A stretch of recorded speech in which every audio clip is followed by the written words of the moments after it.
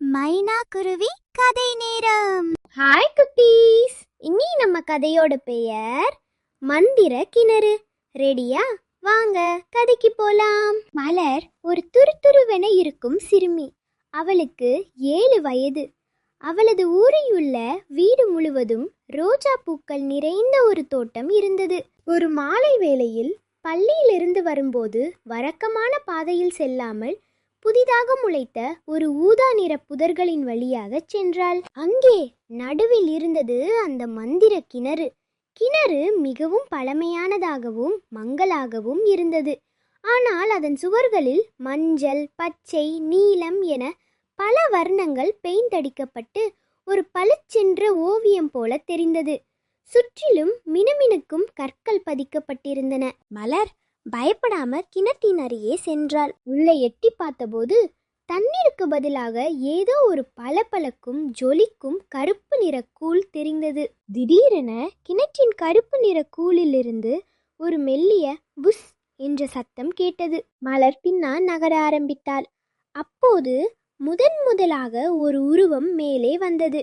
அது ஒரு பேய். ஆனால் நாம் கேள்விப்பட்டதை போல வெள்ளையாகவோ பயங்கரமானதாகவோ இல்லை. அது ஒரு பளிச்சென்ற இளஞ்சிவப்பு நிற பேய். அது ஒரு பெரிய சர்க்கரை பொம்மை போல இருந்தது. தலைக்கு மேல் ஒரு குட்டி தங்க நிற கிரீடம் அணிந்திருந்தது. அதன் பெரிய பச்சை நிற கண்கள் மிட்டாய்களைப் போல மின்னின. பின்பே ஹஹா, இங்கே ஒரு குழந்தை என்று சிரித்தது. அதன் குரல் ஒரு குறைந்த இனிமையான சாக்லேட் போல இருந்தது. அந்த பின்பேயை தொடர்ந்து மஞ்சள் நிறத்தில் எலுமிச்சை மிட்டாய் போன்ற ஒரு பேய், நீல நிறத்தில் பஞ்சு மிட்டாய் போன்ற ஒரு பேய் மற்றும் பச்சை நிறத்தில் புதினா மிட்டாய் போன்ற ஒரு பேய் என 4 மிட்டாய் நிற பேய்கள் கிணற்றிலிருந்து வெளிவந்தன. பேய்கள் சுற்றிலும் வட்டமிட்டு மலரை பார்த்து சிரித்தன.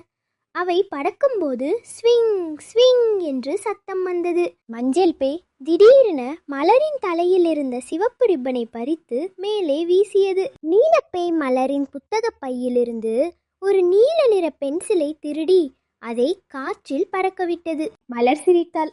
அவள் பயப்படவில்லை. நீங்கள் குறும்புக்கார பேய்களாக இருக்கிறீர்களே, நீங்கள் யார் என்று கேட்டாள். பச்சை பேய், நாங்கள் தான் வண்ண குறும்பு பேய்கள். இந்த மந்திர கிணற்றை யாரும் கண்டுபிடிக்க கூடாது என்று எங்களை கட்டளையிட்டுள்ளார்கள். எங்களை விரட்ட உனக்கு ஒரு சவால் தருகிறோம். பின்பே தன் கையில் இருந்த குச்சியை நீட்டி சொன்னது.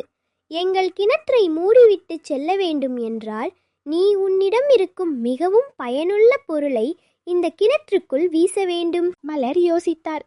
அவள் கையில் இருந்தது ஒரே ஒரு பொருள்தான்.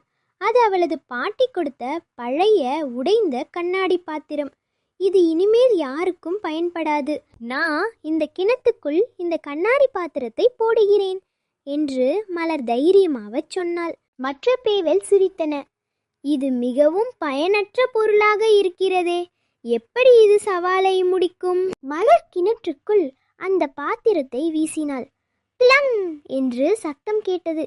அடுத்த நொடியே கிணற்றின் கருப்புக்குள் மெல்ல மெல்ல ஆரஞ்சு நிறமாக மாறியது. மிட்டாய் பேய்கள் மங்கத் தொடங்கின. மலர், இந்த உடைந்த பாத்திரம்தான் எனக்கு மிகவும் பயனுள்ள பொருள். ஏனென்றால் இது உடைந்ததால் தான் நான் அதை தூக்கி எறிய முடிந்தது. அதனால்தான் நான் இப்போது இந்த மந்திர கிணற்றை மூடிவிட்டேன். பேய்கள் மெதுவாக பேசின. நீ புத்திசாலி சிறுமி, பயப்படாமல் எங்கள் குறும்புக்கு சிரித்தாய். சவாலை முடித்து விட்டாய். 4 மிட்டாய் நிற பேய்களும் மெல்ல மெல்ல மறைந்தன. கிணறு ஒரு பளிச்சென்ற மினுமினுக்கும் ஆரஞ்சு நிற கல்லாக மாறியது. மலர் அந்த கல்லை எடுத்துக்கொண்டு வீட்டிற்கு சென்றாள். அன்று முதல் மலர் அந்த மினுமினுக்கும் கல்லை தைரியத்தின் சின்னமாக வைத்திருந்தாள். மேலும் மந்திர கிணறுகள் எங்கு இருந்தாலும் பயப்பட தேவையில்லை. சில சமயங்களில் பயங்கரமான விஷயங்கள் கூட மிட்டாய்களைப் போல வண்ணமயமாகவும் இனிமையாகவும் இருக்கும் என்று புரிந்து கொண்டாள். உங்களுக்கு பிடிச்ச கதைகளை கேட்க இந்த சேனலை சப்ஸ்கிரைப் பண்ணிக்கோங்க. கூடவே அந்த மணியையும் அழுத்திடுங்க.